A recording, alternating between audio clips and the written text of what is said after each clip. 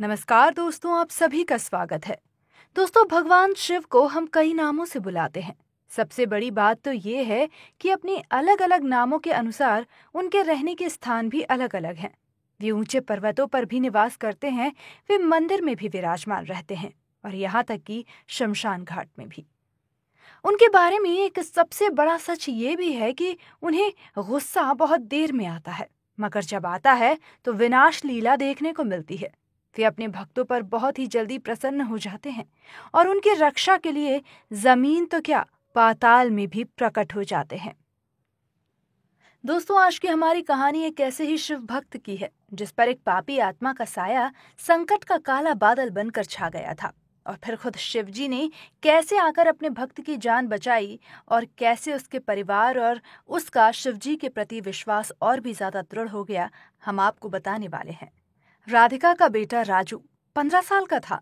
राधिका विधवा औरत थी और खेतों में मेहनत मजदूरी करके किसी तरह अपने बेटे को पाल रही थी।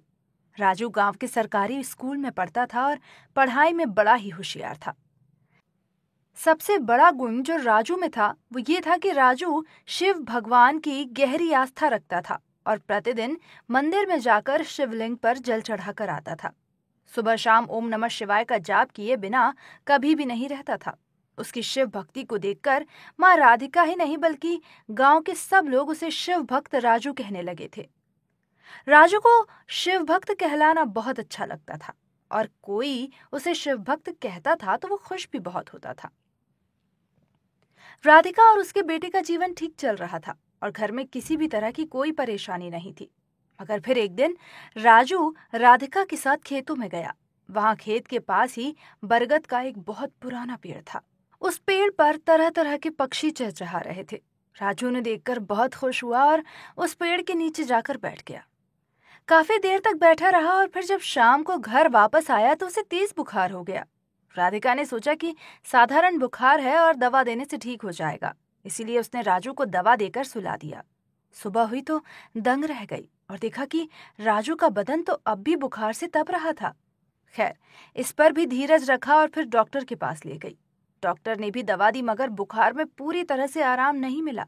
राजू के शरीर में हल्का बुखार रहने लगा और फिर 10-15 दिन में ही राजू बहुत कमजोर हो गया।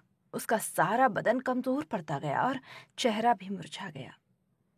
ये सब देखकर माँ का दिल बहुत घबरा गया था। राधिका अब अपने बेटे की बीमारी की चिंता में घुलने लगी थी और उसे लेकर जगह जगह फिरने लगी। वैद्य, हकीम, पंडित, मौलवी सबके पास राजू को लेकर गई मगर आराम भी नहीं लगा। राजू पूरी तरह से कमजोर हो गया था, लेकिन एक बात उसमें फिर भी थी कि वो चारपाई पर पड़े पड़े भी ओम नमः शिवाय की रट लगाए रहता था। उसकी ये हालत देखकर सभी कहने लगे थे कि अब शायद राजू मरने वाला है, वो नहीं बचेगा। मगर शिवजी के प्रति उसकी आस्था देखकर कुछ लोग ये भी कह रहे थे कि ऐसे भक्त की रक्षा भगवान शिव अवश्य करेंगे और हो सकता है कि राजू बच भी जाए। सारी उम्मीदें और सारी आशाएं खत्म हो चुकी। राजू की जबान से बोल तक निकलना बंद हो गए थे। वो मृत्युशैया पर था और उसकी माँ उसकी चारपाई के पास बैठकर दिन रात आंसू बहाती थी। सब राजू की आखिरी सांस का इंतजार कर रहे थे और कह रहे थे कि हे शिवजी, अपने भक्त को मत तड़पा, अगर इसे जीवन नहीं दे सकता तो मृत्यु ही दे दे। इसी बीच एक ऐसी रात आई जब एक बड़ी विचित्र घटना घटी और उसे देखकर राधिका के तो होश ही उड़ गए। हुआ यूं कि रात के ठीक 12 बजे राजू की चारपाई के आसपास एक काला साया घूम रहा था और राजू से कह रहा था, तू पवित्र आत्मा और मैं पापी आत्मा, तेरे साथ पाकर ही मुझे मुक्ति मिलेगी। मैं तेरे शरीर से जो चाहूंगा वो पाऊंगा। आजा मेरे पास, छोड़ दे इस शरीर को, तू भी चल मेरे साथ, दोनों उस पुराने बरगद पर रहा करेंगे। वो साया ये कह रहा था कि तभी राजू की खाट के चारों तरफ काले नाग आकर बैठ गए और वो पापी साया पीछे हट गया। उसी समय आसमान में तेज बिजली कड़की और फिर राजू के आसपास तेज रोशनी फूट पड़ी।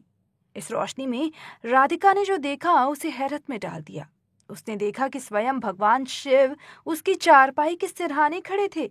उनके हाथ में एक ऐसी ज्वाला थी कि वो दुष्ट प्रेत आत्मा का साया पल भर में जलकर राख हो गया।